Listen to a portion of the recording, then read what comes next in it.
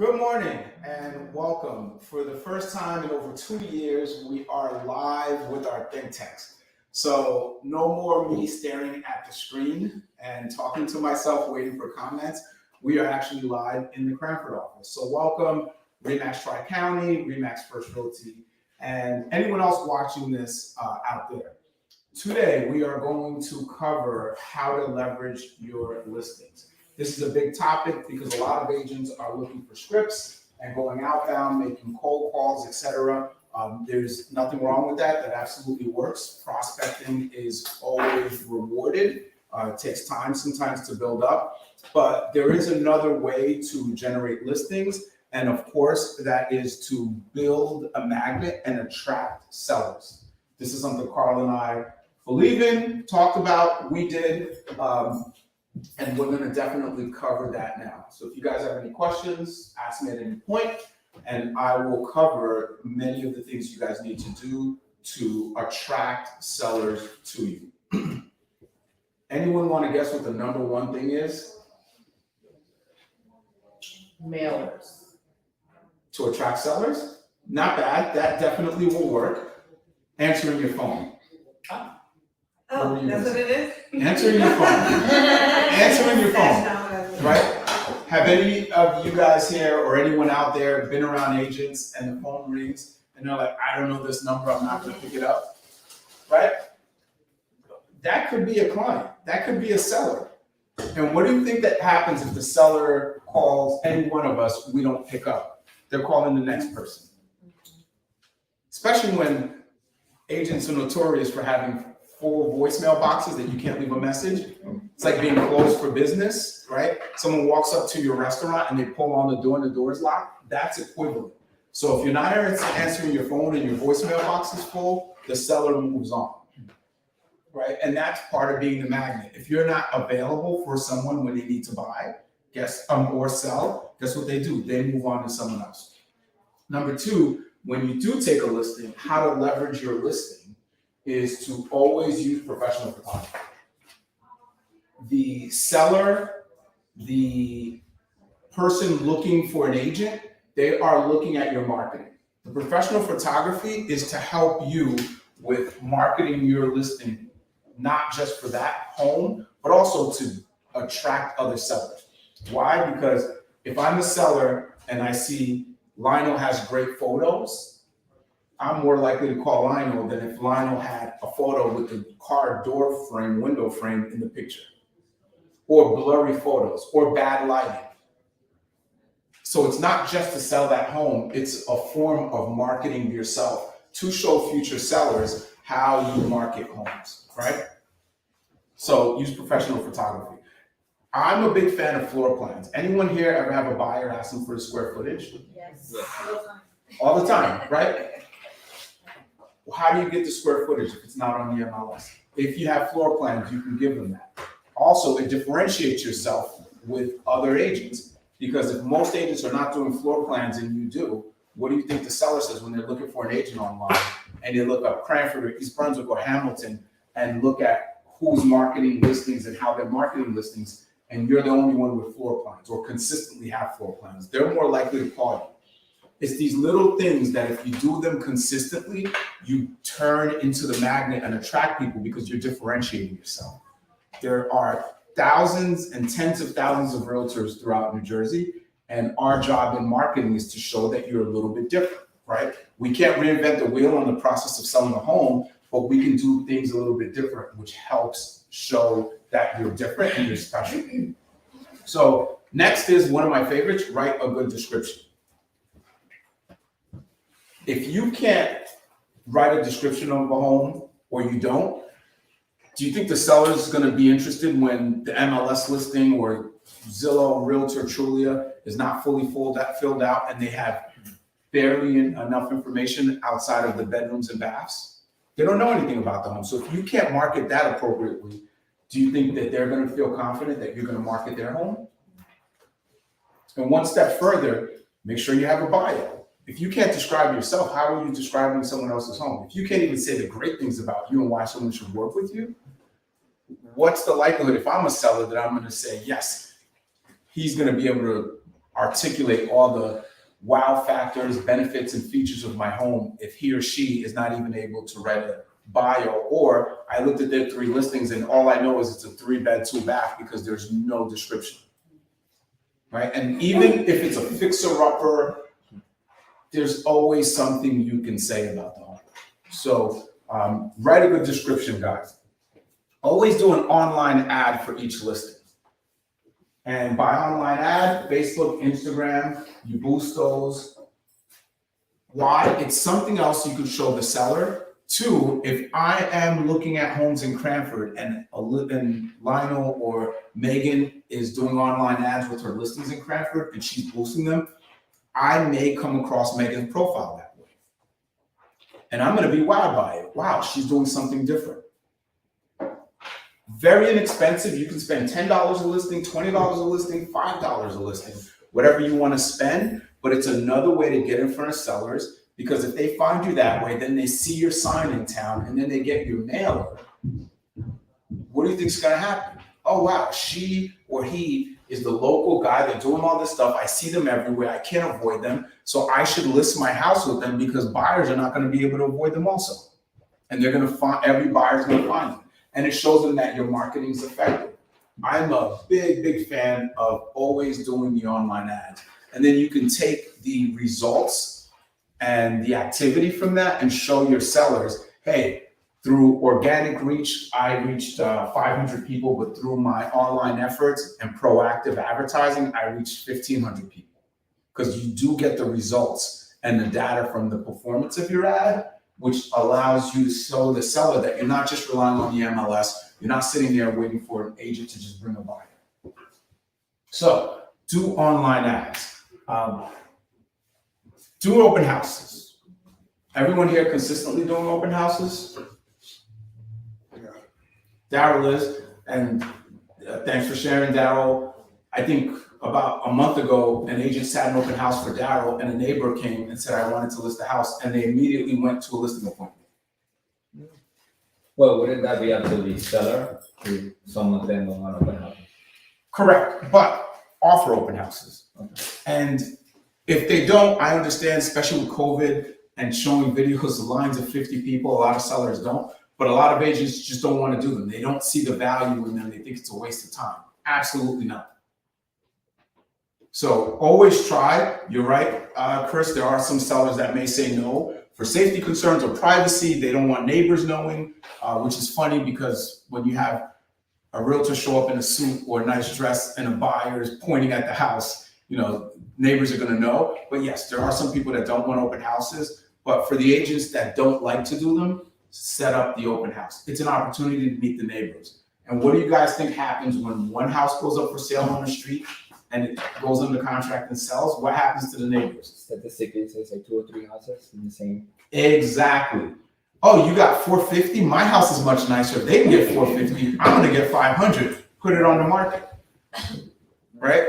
And if someone's been in their house for a while and they don't have an agent that's been in touch with them because they've lost touch, isn't that an opportunity for all of us? And again, true story. About a month ago, agent sat an open house for one of Daryl's listings. Neighbor comes over, they go right to a listing appointment. Isn't that the best when someone's coming to you? But if they were not at their open house, would they have that listing appointment? Bingo. It's opportunity. So definitely do open houses. Get pamphlets made for local information, especially with towns that you don't know off the top of your head. You should be able to go to the town site, find out if there's a train, schools, all the pertinent information of the town, because the more you can talk about the town, the more you know, the better it is. I remember West Orange, if you go to the West Orange's town site, there's a one-page flyer they have of why move to West Orange. And it's actually really good. You can look it up. It's on the town site. And it talks about the golf courses, the amount of restaurants, the shopping, the schools, transportation to New York, proximity to the airport. It's an amazing flyer. Printed that out, had it at open house. My seller popped in, which was an investor, and he was blown away by it because a couple New Yorkers were looking at it like, oh, I didn't know this, I didn't know that about West Orange. So I look like a hero by just taking an extra 2-3 minutes and going to the town website and seeing if they had any information. I think I actually Googled why move to West Orange. I'll never forget that because it was just something so simple. I didn't really know West Orange. It was one of my first listings there. So I said, well, how am I going to sell this if someone asks? West Orange versus South Orange versus whatever other orange. And I landed on that and it helped, right? So if you're in a town that you don't know all this stuff, you don't know if there's a train, you don't know what the transportation looks like, Google it. Because buyers will ask. Sellers will ask on a listing appointment. And the more you know, the more you can talk about. The more you know, the more you can write about, right? When you're writing your description. So get information. First Team will create these pamphlets and it has houses of worship, school information, all that fun stuff in a nice brochure for you guys. I would definitely have it and use it. Why? Because at the open house, when the neighbors come and you have this nice spread and all this stuff about information, brochures, etc., you wow them. So if they look at another agent's listing or they go to a different open house and there's nothing there, or just water in a sign-in sheet, but then Chris or Saida had all this information, who do you think they're gonna call when they're ready to list? The agent that took the extra steps and did a little bit better. Take some time, you gotta prepare for it, but the little bit makes such a difference, that extra mile. Everyone know the saying about the extra mile? Less traffic jams at the extra mile, right? You're not competing against people once you've taken the extra step. You're separating yourself and you're building a magnet that's gonna attract sellers, right? So don't forget brochures. It's an investment. I don't want to say it's costly. It can be anywhere delivered. And I'm talking about the glossy brochures. A couple of weeks ago, we covered this for the listing boot camp that we're doing. And I had plenty of samples. But the nice brochures, the trifold, the high gloss brochures are not to sell the house, but it's to attract other sellers. It's for listing appointments. The next time you have a listing appointment, you have the brochure with you so you can demonstrate your marketing. Again, at the open house, you have it all laid out. It's not going to sell the house, but the $100 investment makes a lot of sense because in the future, you have another appointment in that town, guess what? You have that to demonstrate how you market and separate yourself. So order brochures, keep them, keep half. Keep half because every listing appointment, you can bring it with you. And if a seller ever says, hey, can you leave that behind? You want to leave it behind and not worry. Oh, it's my last one. Or, oh, it's my marketing tool, right? So keep half when you get the brochures. I'm a big fan of Zillow walkthrough videos. Anyone ever do that on their listings? So, Darryl, why did you do it? Or why do you do it? So basically, it gets a higher return than the actual YouTube ads. Number two, it boosts your listing over the people that are actually paying for Zillow. Yep. So instead of you paying for Zillow, what you'll do is boost you up to the rank, to the top. And even when you sell, you will have that presence. If they say Irvington or Union, whatever it is, your listing still will come up to the top and you didn't actually pay for it. Yep. So I didn't know that till later on, but that's basically helps you to stay in front of people years afterwards. Absolutely. I should have had you come up to say that. But that, yeah, definitely. So that was a little bit of my secret sauce, if you want to call it secret sauce. I did Zillow walkthrough videos on all of my listings because it boosts you and makes the listing rank #1. Why? Because everyone wants video. A small percentage of agents actually do Zillow walkthrough videos. Now, Patrick here and a couple of our other agents have done it themselves. I had my photographer do it. They uploaded it right to Zillow, but it's memorialized. It's there with the listing forevermore unless you delete it. So when a seller's looking at sales in their neighborhood and your listing comes up because it has a video and the other ones don't, are they likely to call you first? It helps, right?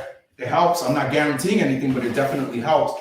And when the listing is active, it ranks at #1. I know we're in a different market now. There's not enough inventory. Anything's going to sell. But in a normal market, it helps that your listing is always at the top of the list. Furthermore, You get the data from Zillow and it shows you your listing got 1,200 views, the other listings got 300 views. You print that out and you send it to your seller. You are a hero. Would everyone agree? You go on a listing appointment. Chris, what do you do differently than other agents? Everyone's going to put it in the MLS. Everyone's going to do an open house. Everyone's going to give me brochures. What are you doing differently? When you can show them, hey, I get my listings to rent 4 times higher and better than other agents, and here's the proof of it, and you have 3, 4, 5 of these that you can demonstrate, what do you think the seller says? Wow. Right? And it's so simple. It's a video. So agents now are kind of doing a lot of drone footage, which kudos. I think there's an appropriate time for a drone. But I'm sorry, guys, when you're on a 25 by 100 lot and the house next door is right there and right here on your left and right, I would invest the money in Zillow walkthrough videos and floor plans instead of a drone that's just showing how dense and the fact that you can borrow a cup of sugar from your neighbor by just putting your hand out the window. I would not do the drone footage because you're just showing how dense it is when you're on a 25 or 40 by 100 lot and your neighbor literally you can ask for the cup of sugar by sticking your hand out. Invest in the Zillow walkthrough video, invest in floor plans, differentiate yourself. Right? I think people ask for square footage and floor plans before they say, hey, I couldn't see the aerial video shot of the listing. Put the money there instead of, and nothing wrong with the drone. I think there's times where you definitely need it and you can showcase an amazing backyard or the scale of the house or the location and the nice trees around it. But again, when you're on these 25 by 100 lots, I don't really see how that helps market as much as if you had a walkthrough video of the house or floor plans. So incorporate home warranties. The riders are always good. I didn't do that a lot, but I think one of the guys came in and like gave me all these riders. So I threw it on a listing, and it was probably luck because I wasn't consistent at it, but I did have a couple people call me. It's like, what's this home warranty, right? Because how often do you see home warranty riders on a house? Very, very seldom. But if you find it, if someone sees it on there, they're gonna have questions. So definitely do home warranty riders if you're going to incorporate it, and it's something else that you can talk to the seller about, which definitely helps. So if you can have time, talk to the seller, come on in, talk to the seller about the home warranty riders. Leading from riders, professional signs, right? When you're in, everyone wants to like step it up, do a little bit more luxury listings or higher end, I get it. When you're looking at higher end listings, do you see the signs that are falling over, or the signs that look like you just grabbed them at Home Depot on the way there? No, it's consistent professional signs or high post that you can see much better from the car, etc. So just invest in that because it is, again, marketing yourself.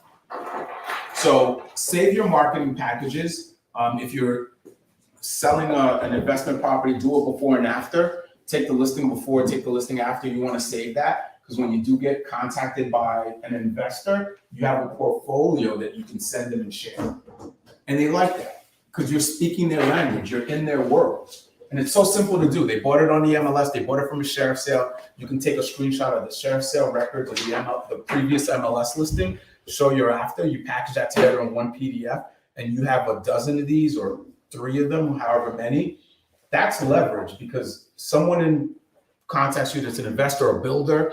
You have this to show them that you're in their space and you've helped other investors go from this to this and make money. It's all these little things that you can leverage when you have a listing. So don't forget that. Get testimonials from your sellers. Google reviews, Zillow. You got to get the testimonials. Those help you. Nothing validates you more than a client. Anyone here ever heard or used Yelp? Yeah. Google reviews. When you're on Amazon, do you just hit add to your cart, or do you look at the stars and the reviews? Right? So you need those, and that's what you need to leverage. Attending the closing, not attending the closing, you got to figure out how to get those reviews. And last but not least, just listed, just sold. For a while, mail was kind of out of style and everyone was trying everything digitally. but it's working. We track, and I asked you guys, you know, where'd you get this contact from? How'd you get this client? Where'd this listing come from? And back, it's coming back that mail is working. Plus, it's building your presence locally. So if you do those things, you build this massive magnet that you don't have to look on YouTube for scripts, say the same thing everyone else is, make the 50 to 100 calls a day to try to generate listings. You'll attract the sellers to you, because we all know realtors do not stay in touch forevermore. And at some point, the seller needs an agent to sell, or they want some information on the value. And when they go online, they're deciding based on what they see and how you're marketing. So when you have a listing, even if it goes under contract day one, even if someone else in the office or you had a buyer from another other agent and it's sold, do all this stuff. Don't say, well, it's already under contract or I already have an offer, I don't have to do it. Because it's not about that listing, it's about marketing yourself and building the magnet for the next. And I've had agents like, oh, well, it sold before I could put the sign, so I didn't put the sign. No, that's your billboard. Do not skip a step. You need the complete puzzle. And if you miss a piece of the puzzle, is the puzzle complete? No. Exactly. So don't skip a step no matter what it is. Be consistent. Oh, I have a buyer, I don't need to hire the photographer. Well, you're gonna market that listing, it's still gonna hit the third-party websites, but now it doesn't have professional photography, you just got the one. I don't think in the history of real estate, a seller ever said, I'm gonna call that agent because they have one photo there, right? So don't skip steps, even when you have a buyer, even when it's under contract, because it's not about that listing, it's about the future listings you can gain or lose because of the way you're marketing, and all this stuff matters. Any questions on leveraging your listings, guys? None? Got it? So I'm gonna see leverage listings from now on, descriptions, walkthrough videos, floor plans. You guys are gonna wow me like a seller? Great, great. Let me just see if there's any comments or questions from the crowd. All right, I do not see any other questions. Thank you guys for coming, and we will see you at the next Think Tank.